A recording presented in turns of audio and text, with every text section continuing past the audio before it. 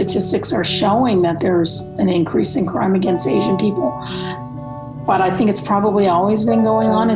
But I think COVID allows people to, it gives them a reason to do it. They think they're justified in doing it, and they're angry. They're angry at something they can't control. And so why not scapegoat somebody? Why not make it somebody else's fault? Why not take your anger out on those random people, not knowing who's what kind of Asian and where you came from? How many generations have you been here in America?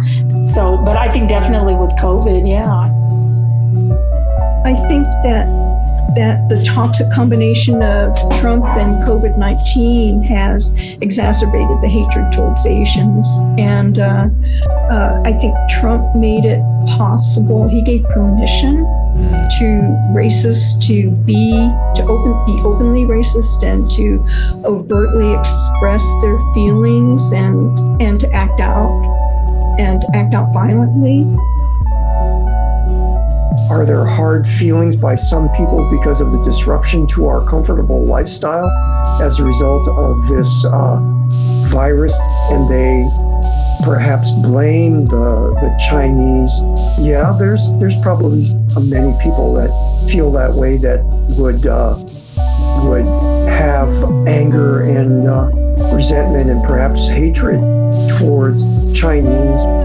Starting from my early childhood, when people would say things to your grandmother in my presence, that had an effect on me. And I didn't really realize until the news coverage of the murder of Asian American women in Atlanta. It brought up, I think, all the suppressed childhood trauma from having endured that sort of racism that was thrown at not only my mother, but to me as well. This whole section of conservative media saying the China virus, or, like that guy, the sheriff of the town where that man who killed the Asian women in Georgia was, and he was selling a t-shirt. Talked about that China virus, and he spells it CHY-NA, like the way Donald Trump says it.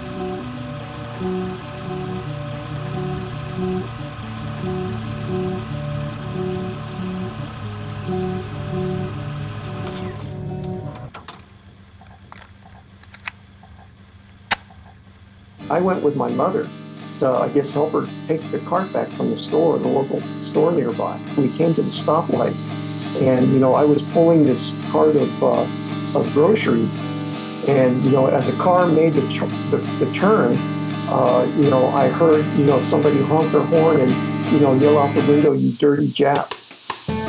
Now, you have to remember, this is the mid-50s, there was still a lot of hard feelings between Americans against the Japanese because of the ramifications of the war. So it's hard for us to understand the difference, the cultural difference, where, the war that was waged in the Pacific by, my uncles, my father, it was basically a war of no quarter, because the Japanese would not surrender. They would fight to the bitter end. So the Americans were put in a situation where the Japanese are coming to kill us, and they're not going to stop. They will not surrender. We have to kill them to the last man, and there's no sympathy. And there was a racial component to it, that the white Western powers saw themselves as racially superior to the Japanese and the Chinese and other non-white groups. So, you have that racism coming from both sides, and sort of collided during World War II and led to the awful loss of life on both sides, but particularly for the Japanese.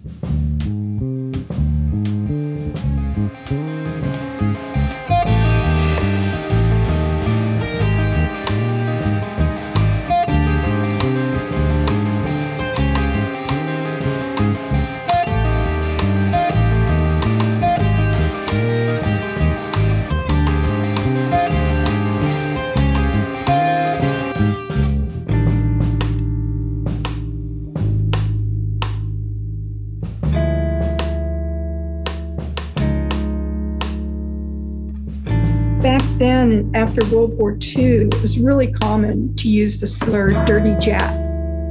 And your grandma had limited English skills at the time. And so when she looked up dirty in her Japanese English dictionary, it said unclean or having poor hygiene habits. Grandma wanted to dispel that myth, and she made sure that we always went out in public wearing clean clothes. She would change our clothes sometimes 3 or 4 times a day. That meant that she had to wash the clothes, hang them on the clothesline because almost no one had dryers back then, and then iron everything because there was no easy care fabric. Everything had to be ironed. What I find ironic now regarding dirty Jap is that it was actually a euphemism for cuss words or swear words. And I just find it ironic that people were unwilling to use a swear word in public, but had absolutely no qualms at all about using a nasty racist slur.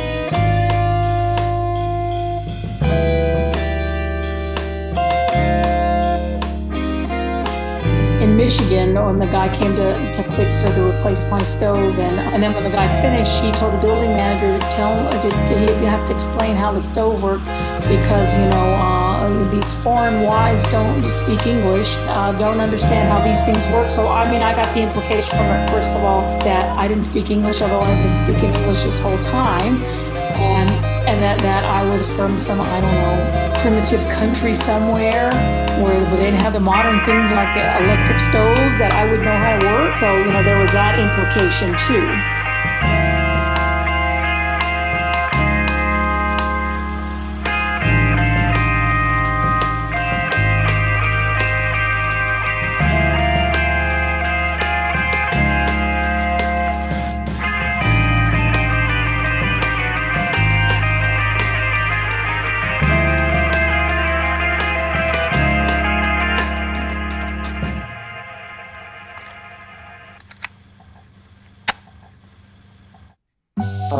When we got to El Paso, there was a nice motel on the corner of Edgemere and I-10, the name of which escapes me at the moment. And, we wanted to stay we always stayed at these little, kind of like little rinky-dinky motels in these little small towns. And one of the big deals for us was to have a swimming pool because we wanted to, swim. And so when we were driving there, I knew from having been in high school there that there was this nice motel right on the corner of Edgemere and Edgemere and I-10, right across the street from what is Bassett Mall. So we went in there, and at that time I was wearing like some brown pants and just a white T-shirt. And, I was very sunburned because, the car that we drove down, the big 63 Mercury, didn't have air conditioning, so we drove with the windows open. So I went in there to get a room. And, I can remember the parking lot was kind of empty, and I could see kids, like jumping and playing in the pool. And I walked up to the desk and I said, I'd like to see if we could get a room for, tonight. We want to stay here. And I can remember there were two ladies behind the counter. They kind of looked at each other and they said, we're sold out. We're full. And I said, you're full? And she said, yeah, we don't have any rooms available. So I said, okay. So I walked out to the car and I went in and said to my mother that, the hotel is full. And they said they don't have any rooms available. And she just kind of smiled and she said, well, why don't you turn here and we'll go down to Alameda and we'll get a hotel where they'll take care of us. So, maybe she had an inkling of, what was going on there, but I didn't take any offense to it because being naive at that point, I just thought that, they were telling me the truth, that in the summer the place was full and, they just didn't have any room. But probably my mother in her wisdom knew that what they were politely telling us is that we don't rent to non-white.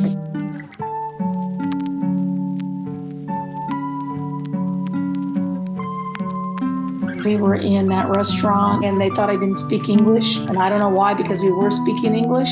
When, I just wanted to go to the restroom instead of go into the line. And it's like, well, I don't think she understands. She doesn't speak English. Because people don't know what I am.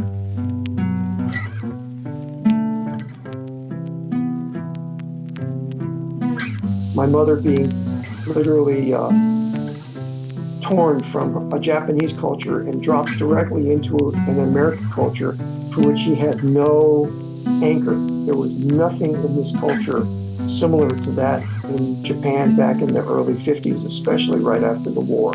So, there was always a feeling on her part that she never really belonged here. And I'm sure that she probably experienced other forms of racism and prejudice that we didn't experience as children, or she shielded us from that.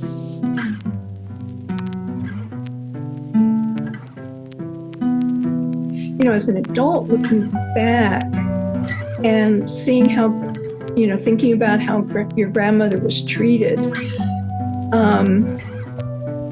it must have taken a lot of strength for her to try to shield her children from that. But then again, sometimes I think that she didn't realize how much it was affecting her. Because in her eyes, we weren't Japanese, we were Caucasian Americans, because your grandfather was Caucasian. For me, it was like, you never really belonged to anybody. You were never really Japanese, you're never really Anglo. So you sat in this kind of nebulous no man's land where you weren't really part of anybody's group.